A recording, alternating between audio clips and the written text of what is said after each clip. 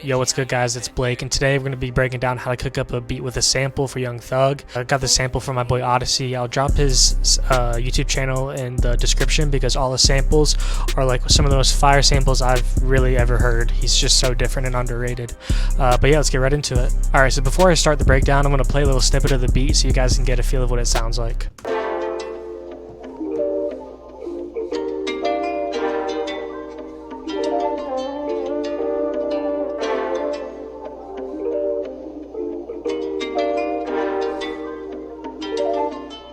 Blake the Great?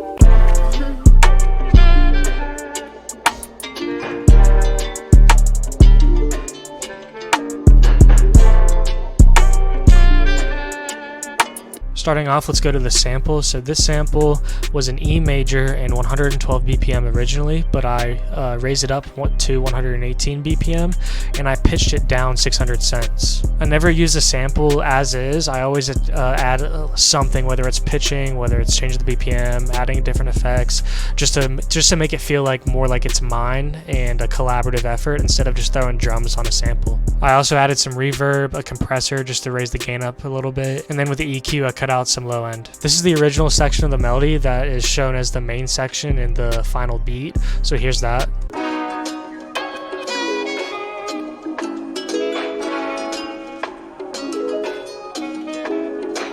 And here's it now.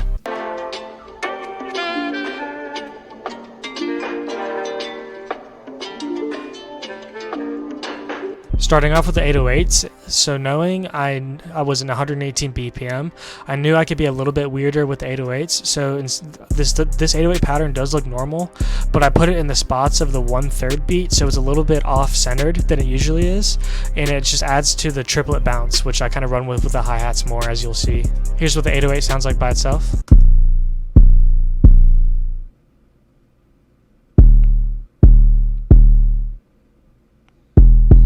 The 808 I used was this 808 called 808, only used with the Studio with Thug 4, but it's basically just a version of the spins. What I did was I pulled the length knob up and the out knob just to shorten it a little bit, and then I boosted it quite a bit, and that's why it's so fat. Always add the soft clipper to your master so your 808s can hit as hard as possible. Next, here's the rim shot.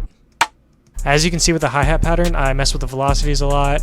I added notes on different keys and I added a lot of rolls. So here's the hi-hat bounce.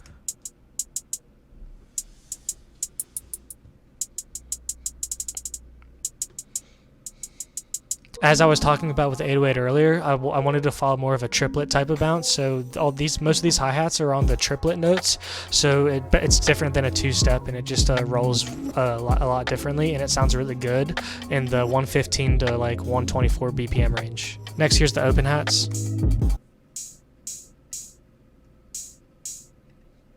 To make the open hats a little bit more crisp, I just pulled the out knob up a little bit so it was a little bit quicker. Lastly, for the drums, I added these perks. And that's really it for this beat. Thank you guys for watching, and I'll see you guys next time.